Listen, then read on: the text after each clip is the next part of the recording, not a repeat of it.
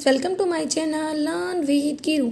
आज हम strategic evaluation के बारे में आगे पढ़ेंगे। मीनिंग मैं इससे पहले वाले पार्ट्स में करवा चुकी हूँ। अगर आपने नहीं किया है तो आप वहाँ पे देख सकते हैं। वैसे अगर ओवरव्यू के बारे में पूछें कि क्या होता है, तो एक जो स्ट्रेटेजिक मैनेजमेंट प्रोसेस होता है वो एक ऑर्गेनाइजेशन सेट करके चलती है। ठीक है, मतलब जो भी ऑब्जेक्टिव वगैरह होते हैं, जो भी स्ट्रेटेजी वगैरह उसने बनाई है उनको अचीव करने के लिए, तो मतलब यहाँ पे क्या देखता है कि वो ये देखो, स्ट्रेटेजिक मैनेजमेंट तो ये हो गया कि भाई हम एक स्ट्रेटेजी बना के चलते कि ये हमारे ऑब्जेक्टिव है और हमें इन्हें इस तरीके से अचीव करना है।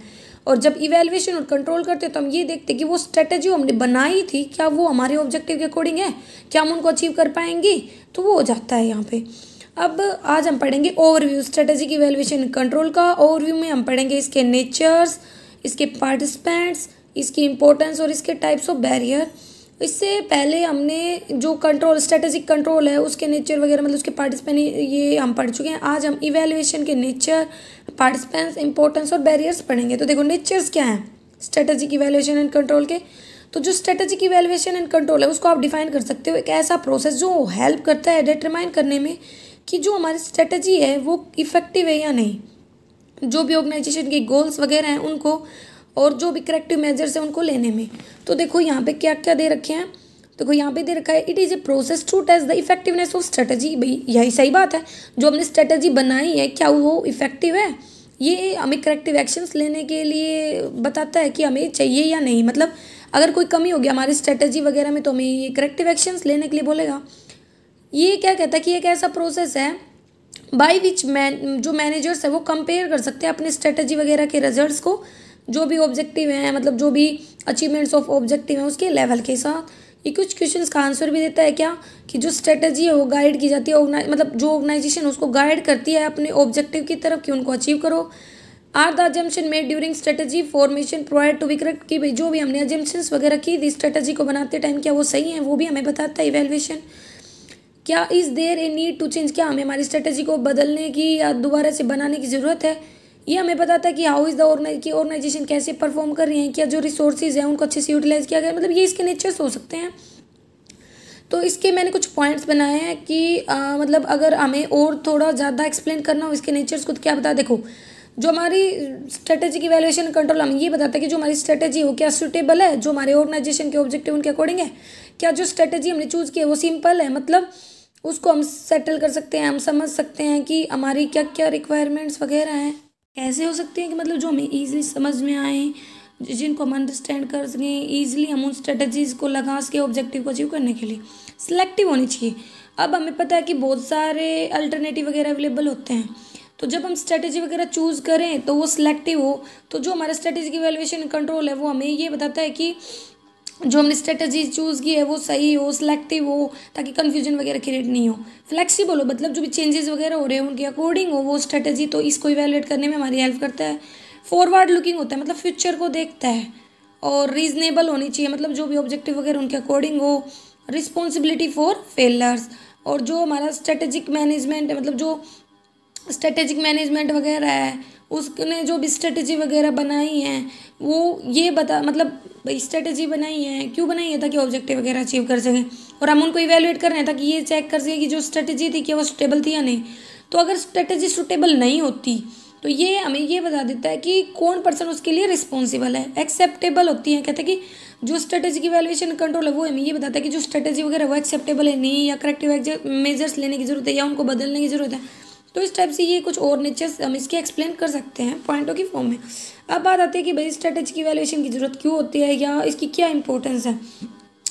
तो देखो, इन पॉइंटों से पहले मैंने कुछ और पॉइंट्स लिखे हैं, आप इनको समझ सकते हो। देखो, एक डिसाइड करता है डेस्टिनेशन, कैसे कि भाई लास्ट फेज है ये हमारा, ठीक है, जो भी स्ट्रेटेजिक मैनेजमेंट प्रोसेस होता है उसका ये strategic evaluation control last step होता है। तो ये हमें बता देता है कि डेस्टिनेशन के बारे में कि लास्ट स्टेप है, तो हम क्या करते हैं लास्ट स्टेप पे जाके कि हमारी स्ट्रेटेजी वगैरह को इवैल्यूएट करते हैं। और अगर हमारी स्ट्रेटेजी है वो अगर सुटेबल होती है तो हमें बता देता है कि हम हमारे ऑब्जेक्टिव वगैरह को अचीव कर पाएंगे, और नहीं तो हम करेक्टिव मेजर्स लेंगे। बेंचमार्क होता है परफॉर्मेंस के लिए, क्योंकि जो स्ट्रेटेजिक इवैल्यूएशन कंट्रोल है उसी के बेस पे तो हम हमारी एक्चुअल परफॉर्मेंस को हमारे स्टैंडर्ड्स को कंपेयर करके देख सकते हैं। हेल्प करता है एनालाइज करने में कि जो हमारी स्ट्रेटेजी वगैरह वो सुटेबल है या नहीं, करेक्टिव मेजर्स लेने की ज़रूरत तो नहीं है, क्वांटिटेटिव और क्वालिटेटिव मेजर्स वगैरह लेके अलर्ट करता है हमें थ्रेट से कि भाई जो स्ट्रेटेजी उसमें क्या गड़बड़ है, हमारे सामने क्या क्या रिस्क वगैरह क्रिएट हो सकते हैं, तो उनके बारे में हमें बताता है और करेक्टिव मेजर्स लेने के लिए बताता है। तो देखो यहाँ पे क्या क्या दे रखा है, नीड फॉर फीडबैक, अप्रेजियल और रिवॉर्ड। नॉर्मल सी बात है, कोई भी ऑर्गेनाइजेशन है, ठीक है, उसे किसकी ज़रूरत होती है, फीडबैक वगैरह की ज़रूरत होती है कि भाई उसकी जो परफॉर्मेंस वगैरह है, ताकि उस फीडबैक के बेस पे वो ये चेक कर सके कि जो परफॉर्मेंस है वो सही है या नहीं, उसके बेस पे वो उनको रिवॉर्ड वगैरह दे सके, ठीक है। तो इसीलिए फीडबैक की अप्रेजल रिवॉर्ड की जरूरत होती है। इसी में हमारी कौन हेल्प करता है, strategic evaluation. Check on validity of strategic choice, जो स्ट्रेटेजिक इवैल्यूएशन है वो हेल्प करता है किस पर चेक रखने में कि भाई जो हमारी स्ट्रेटेजिक चॉइस है वो वैलिड है या नहीं। An ongoing process of evaluation word would in fact provide, feedback देता है कंटिन्यू रिलीवेंस के बारे में कि भाई जो हमारी स्ट्रेटेजिक चॉइस है वो रिलीवेंस या नहीं, मतलब रिक्वायरमेंट्स के अकॉर्डिंग है या नहीं, ठीक है। रिलेशन बताता है डिसीजन के बीच में और इंटेंडेड सर्विसेज के, मतलब जो स्ट्रेटेजी वगैरह बताई उनके बीच में। कहता है कि जब हम स्ट्रेटेजी बनाते हैं फिर उसको लागू करते हैं तो मैनेजर्स को क्या चाहिए कि वो उसे डिसीजन लेना पड़ता है, क्या कि जो स्ट्रेटेजिक इवैल्यूएशन है वो हेल्प करता है हमें उस डिसीजन, मतलब असेस करेगा स्ट्रेटेजीज को और उसके बेस पे डिसीजन वगैरह लेने में हेल्प करेगा। तो ये भी इसकी फ़ायदा हो जाता है। Culmination of strategic management process, अब मेन पार्ट होता है ये, क्योंकि लास्ट स्टेप है ना, जो स्ट्रेटेजिक इवैल्यूएशन है ना वो एक प्रोसेस का पार्ट होता है, कंट्रोल में आता है कि फीडबैक वगैरह देता है, रिवॉर्ड वगैरह में हेल्प करता है, रिव्यू में हेल्प करता है कि भाई जो भी स्ट्रेटेजिक मैनेजमेंट प्रोसेस है वो सही था या नहीं, जो भी ऑब्जेक्टिव वगैरह थे वो अचीव होंगे या नहीं। क्रिएट करता है input for new strategic planning, अगले गड़बड़ है, हमारी स्ट्रेटेजी फेल है, तो मतलब हम क्या करेंगे, नए इनपुट्स वगैरह ले सकते हैं, उसकी हेल्प से हम ना उस गलती को दोबारा नहीं दोहराएंगे, उस एक्सपीरियंस से हम नई यूजफुल स्ट्रेटेजी वगैरह बना सकते हैं। पार्टिसिपेंट्स की कि भाई स्ट्रेटेजिक इवैल्यूएशन में कौन कौन से पार्टिसिपेंट्स होते हैं, तो हम स्ट्रेटेजिक कंट्रोल के पार्टिसिपेंट तो पढ़ चुके हैं, CEO वगैरह, मैनेजर्स वगैरह, अदर मैनेजर्स वगैरह, बोर्ड ऑफ डायरेक्टर वगैरह। तो इसमें भी कुछ पार्टिसिपेंट्स होते हैं जिनके बारे में हम पढ़ेंगे, तो वो कौन कौन से पार्टिसिपेंट्स हैं।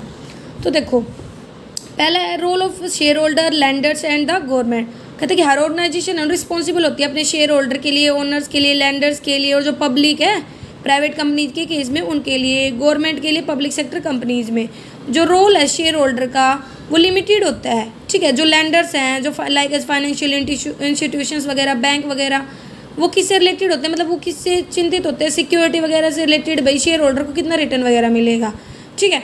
तो देखो नॉर्मल सी बात है, अगर आप इसका ओवरव्यू समझो तो देखो कोई भी शेयर होल्डर है, पैसे लगा रहा है कंपनी में, क्या चाहेगा, मेरे को अच्छा रिटर्न वगैरह मिले। तो जो रोल होता है शेयर होल्डर का, जो लैंडर होते हैं गवर्नमेंट का, वो यही रोल होता है कि वो मतलब शेयर होल्डर चाहेगा मेरे को अच्छा रिटर्न मिले, लैंडर चाहेगा कि मैंने जो उधार दिया है मेरे को टाइम पर, गवर्नमेंट चाहेगा टैक्स वगैरह टाइम पर मिले। तो इनका रोल यही होता है कि वो ना मैनेजमेंट वगैरह को चेक करते हैं कि वो सारा काम अच्छे से हो रहा है या नहीं। और जो हर ऑर्गेनाइजेशन होती है वो इन तीनों लोगों के लिए रिस्पॉन्सिबल होती है, इन तीनों इंस्टीट्यूशंस के लिए, इन तीनों के लिए रिस्पॉन्सिबल होती है कि इनको टाइमली इन्फॉर्मेशन वगैरह दे, ठीक है। फिर बात आती है role of board of director. जो बोर्ड ऑफ डायरेक्टर होते हैं वो ना एक फॉर्मल रोल प्ले करते हैं रिव्यू करने में, स्क्रीन करने में, एग्जीक्यूटिव डिसीजंस वगैरह को इन्वायरमेंट की लाइट में। बिजनेस एंड ऑर्गेनाइजेशन इम्प्लीकेशन, भाई बिजनेस के क्या प्रभाव है, ऑर्गेनाइजेशन के क्या है, इस तरीके से जो बोर्ड है ना उसको क्या चाहिए, वो परफॉर्म करे जो फंक्शन है स्ट्रेटेजिक इवैल्यूएशन के जर्नलाइज टर्म में, मतलब कई अच्छे से एनालाइज वगैरह करे, कमियों का पता लगाए, क्योंकि अलग अलग प्रकार के वेरिएशंस आते हैं उनका पता लगाए। CEO का क्या रोल होगा, जो चीफ एग्जीक्यूटिव होता है वो रिस्पॉन्सिबल होता है एडमिनिस्ट्रेटिव एस्पेक्ट्स के लिए, स्ट्रेटेजिक इवैल्यूएशन एंड कंट्रोल की। जो चीफ एग्जीक्यूटिव होता है should not sit in a judgement के ऊपर नहीं बैठना चाहिए, जो भी परफॉर्मेंस है ऑर्गेनाइजेशन की उसके अंदर, या मतलब किसी और ने कंट्रोल वगैरह किया उसके अंदर।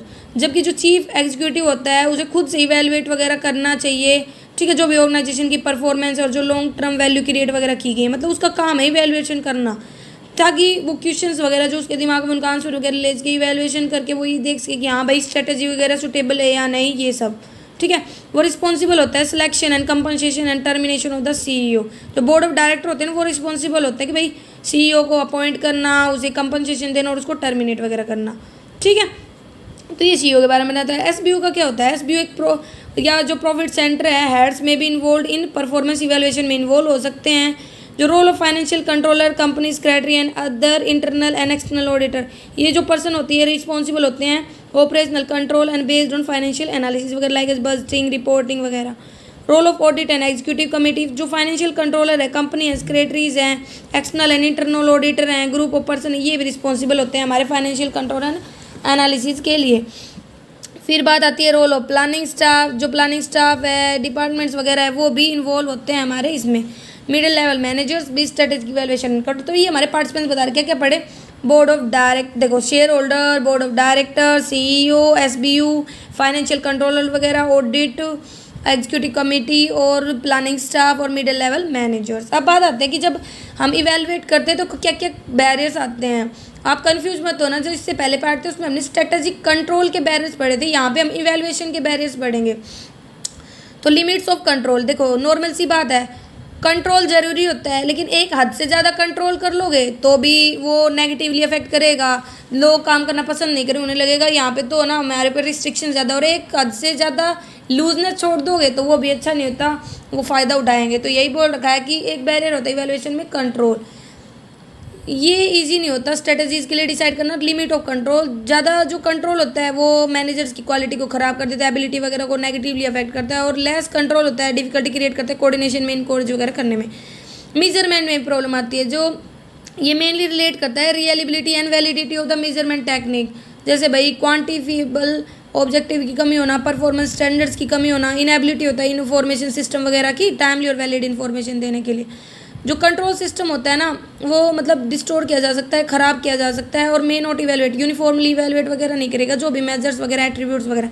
तो मतलब यही बोल रहा है कि मेजर्स में प्रॉब्लम आती है भाई, हम नॉर्मल क्वान्टिफिएबल और क्वान्टिटेटिव डाटा वगैरह यूज करके चलते हैं, लेकिन उन्हीं की डाटा की कमी होती है, तो हम मेजर कैसे करेंगे। रेसिस्टेंस टू इवैल्यूएशन, इवैल्यूएशन के अगेंस्ट में बोला, रेसिस्टेंस होना मतलब उसके अगेंस्ट में होना, उसका विरोध वगैरह।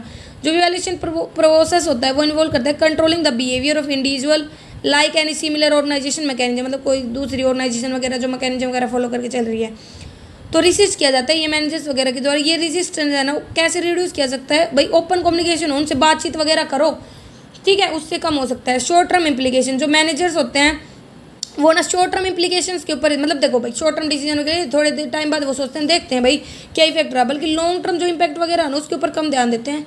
ये ऑन इफिशियंसीज वर्सेस इफेक्टिवनेस, देखो दो वर्ड होते हैं कि होते हैं इफिशियंसी और एक होता है इफेक्टिवनेस। मतलब इफेक्टिवनेस में एक मतलब हमें पता है कोई भी ऑर्गेनाइजेशन है उसके लिए कॉस्ट को भी मिनिमाइज करना और उसके टाइम वगैरह है उस पर टाइम पर काम पूरा करना, दोनों ज़रूरी होते हैं, ठीक है। तो यही बोल रखा है कि कोई तो इफिशियंसी के ऊपर बेस्ड रहता है, कोई इफेक्टिवनेस पे, तो हमें दोनों को ध्यान में रखना चाहिए कि हम काम को ना इफिशियंसी के साथ करें, डूइंग द थिंग्स राइट तरीके से करें, इफेक्टिव मैनर में करें, कि मतलब सही चीज़ें करें। There is often a genuine confusion होती है कि मैनेजर्स के बीच में कि भाई जो हमारे परफॉर्मेंस वगैरह वो कैसे इफेक्टिव हो सकती है, कैसे हम उसको मेजर्स वगैरह कर सकते हैं, कई बार तो रॉन्ग पैरामीटर वगैरह ले जाते हैं, तो ये इसकी डिफ़िकल्टी वगैरह होती है। फिर आते हैं हमारे कि भाई इफेक्टिव इवैल्यूएशन के लिए क्या क्या जरूरी है। तो देखो control should involve only the minimum amount of information, control में ना कुछ ही इन्फॉर्मेशन इन्वॉल्व करनी चाहिए, क्योंकि अगर ज़्यादा इन्फॉर्मेशन ले लोगे ना तो वो हमारे लिए कन्फ्यूजन की सिचुएशन वगैरह क्रिएट कर देती है, इसलिए एक बैलेंस वगैरह स्टैब्लिश करके चलना जरूरी होता है। Control should monitor only managerial activities को और रिजल्ट्स को ही मॉनिटर करे, इवन इफ जो इवैल्यूएशन है वो डिफिकल्ट हो जाता है परफॉर्म करना अगर हम इससे ज़्यादा लेके चलते हैं। कंट्रोल शुड भी टाइमली होना चाहिए ताकि करेक्टिव एक्शंस वगैरह जल्दी से लिए जा सके, क्योंकि टाइम बहुत ज़्यादा इंपॉर्टेंट रोल प्ले करता है। लॉन्ग टर्म और शॉर्ट टर्म कंट्रोल है ना उसको यूज़ करना चाहिए ताकि जो बैलेंस अप्रोच है इवैल्यूएशन की वो अडॉप्ट की जा सके। और कंट्रोल है ना उसका एम होता है पिन पॉइंट करना, जो भी एक्सेप्शंस वगैरह हैं नीट पिक करना, ठीक है, ताकि जो भी इफेक्टिव वैल्यूएशन है ना वो लेके आ जाए भाई, जो भी इफेक्टिव वैल्यूएशन के बीच में रुकावटें वगैरह उनको दूर किया जा सके। रिवॉर्ड ऑफ मीटिंग और एक्सीडिंग स्टैंडर्ड्स वगैरह, देखो लगा लो किसी ने स्टैंडर्ड पूरे कर दिए और स्टैंडर्ड से ज़्यादा अचीव कर लिया तो उसे रिवॉर्ड वगैरह देना ताकि वो ना मोटिवेट, और अगर उसने भाई परफॉर्मेंस में गड़बड़ वगैरह की है तो उसे पेनलाइज वगैरह करना। फिर अब पढ़ते हैं हम कि स्ट्रेटेजिक कंट्रोल में और ऑपरेशनल कंट्रोल में क्या डिफरेंस है। तो देखो स्ट्रेटेजिक कंट्रोल का बेसिक क्वेश्चन क्या कहता है, आर वी मूविंग, क्या हम सही डायरेक्शन में मूव कर रहे हैं, जबकि ये कहता है आर वी पर क्या हम परफॉर्म कर रहे हैं। इसका स्ट्रेटेजिक कंट्रोल का एम होता है provocative continuous questioning of the basic direction of strategy, जबकि इसका होता है एलोकेट करना, यूज़ करना ऑर्गेनाइजेशनल रिसोर्सेज को भी सही जगह पे वो बांटे जाएँ, उनका अच्छे से यूज़ हो। जो स्ट्रेटेजिक कंट्रोल होता है उसकी मेन कंसर्न होती है कि जो फ्यूचर डायरेक्शन ऑर्गेनाइजेशन की उसकी तरफ और इसका होता है एक्शन कंट्रोल, मतलब जो भी एक्शन वगैरह उनको कंट्रोल वगैरह करना है। इसका फोकस होता है एक्सटर्नल इन्वायरमेंट पे, इसका इंटरनल इन्वायरमेंट पे। ये लॉन्ग टर्म से रिलेटेड होता है, शॉर्ट टर्म नेचर का होता है।